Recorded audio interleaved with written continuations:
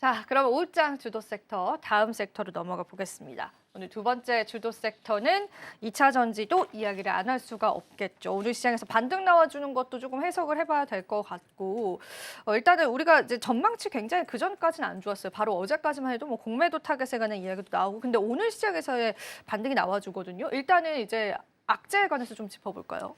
네, 일단 2차 전지 관련돼서는 악재와 저는 호재가 좀 공존하는 섹터가 아닐까라고 생각이 드는데요. 처음에 자동차 관련된 관세 이슈가 나왔을 때 2차 전지 종목들이 같이 일제히 좀 하락하는 모습이 나와줬습니다.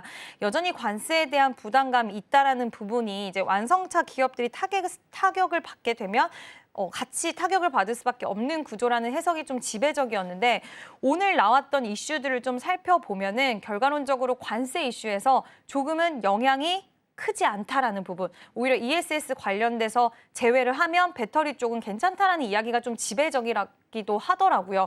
그리고 또 한가는 유럽에서 이제 전기차 판매가 조금씩 올라오고 있다라는 거, 수요 회복 흐름들이 나와주고 있다라는 거, 이런 부분들이 뒷받침됐는데 일단 개인적으로는 오늘 시장에서 이제 주도 섹터인 반도체가 밀리고 그리고 시장이 지금 최근 들어서 가장 많이 빠진 곳, 공매도의 타겟 이야기 가장 나왔던 것 중에서 2차 전지가 공매도 시작과 동시에 단기적으로 큰 폭으로 밀렸었거든요. 그래서 저는 이와 관련돼서 어느 정도는 반등 탄력이 바닥권에서 좀 나오는 게 아닌가라는 생각이 듭니다.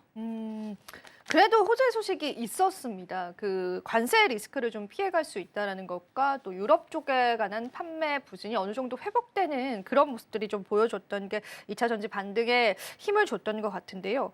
근데 이제 사실은 아직도 공매도 위험에서 완전히 벗어났다라고는 볼 수 없어요. 우리가 사실은 이제 관세 리스크가 너무나 크기 때문에 공매도는 이제 잠깐 잊고 있던 부분들이 있었는데 그래도 이제 공매도에 관한 리스크들은 지고 간다라고 보여지는데 여전히 우려감으로 남아있긴 한 거죠, 대표님? 네, 저는 이제 한동안은 2차 전지가 가장 공매도 타겟이 될 것이다라는 얘기 나오다가 최근에 리포트들 좀 분석들을 보면 물론 이야기는 다 다르기는 하지만 공매도 충격에 대한 부분들은 단기적으로 완화할 것이다. 흡수하고 넘어갈 것이다라는 얘기가 있는데 이건 항상 또 달라지는 부분이 있잖아요. 그래서 저는 개인적으로는 지금 숫자로서 딱 보여주지 않는 한 그리고 어떤 수요에 대한 회복이 명확하게 나오지 않는 한은 상승은 좀 제한적일 거라고 생각을 하고 있고요.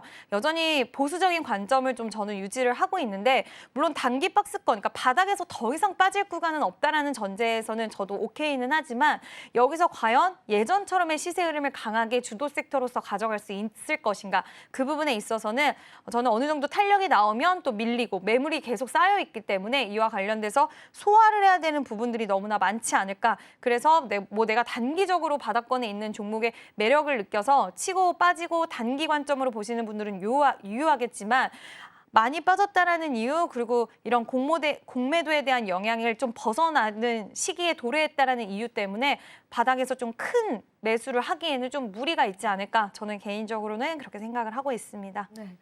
저희가 좀 종목 단으로도 이야기를 나누고 싶은데 오늘 코스닥 지수를 사실 견인해주고 있는 게 에코프로비엠과 에코프로와 같은 2차 전지 소재 좀 대장주 쪽인 것 같습니다. 급등락이 최근에 좀 심했던 것 같아요. 근데 개인 투자자분들이 아무래도 이제 관심이 많을 그런 기업들이기 때문에 좀 전략을 잡아주셨으면 좋겠습니다. 대표님 어떻게 보실까요?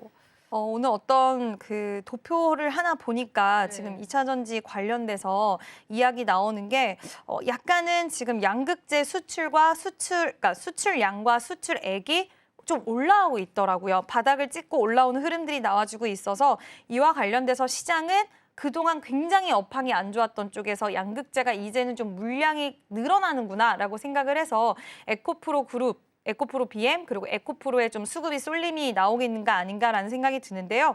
이 두 기업을 좀 비교를 해서 보면 여전히 지금 에코프로도 그렇고 에코프로 BM도 그렇고 오늘 시세 흐름이 나와주고 있기는 하지만 여전히 돌파해야 되는 매물대는 상당히 많은 상황입니다. 두 종목이 차트가 지금 좀 비슷하게 이어지고 있는데 일단 장기 이평선, 중장기 이평선인 60일선 그리고 120일선은 아주 위에 있는데 단기 이평선들이 지금 밀집해 있는 상황이거든요. 5일선, 11선, 21선이 있는데 이 구간을 깨는 게 에코프로 BM 기준에서는 11만 원 정도이고요. 그리고 에코프로 기준에서는 지금 5만 5천 원 좀 이상, 6만 원과 5만 5천 원 사이 정도 되는데 이 가격대를 돌파해 주느냐의 여부가 중요할 것 같아요. 그러니까 양극재 출하량에 대해서는 조금 늘어나는 부분들이 확인이 되긴 하지만 에코프로 BM 같은 경우는 코스피 이전 상장 또 철회 이슈가 있었잖아요. 그래서 과연 투자자들의 심리 자체가 이거를 계속 끌고 올라가는 데 있어서 도움이 될지에 대한 여부는 일단 저는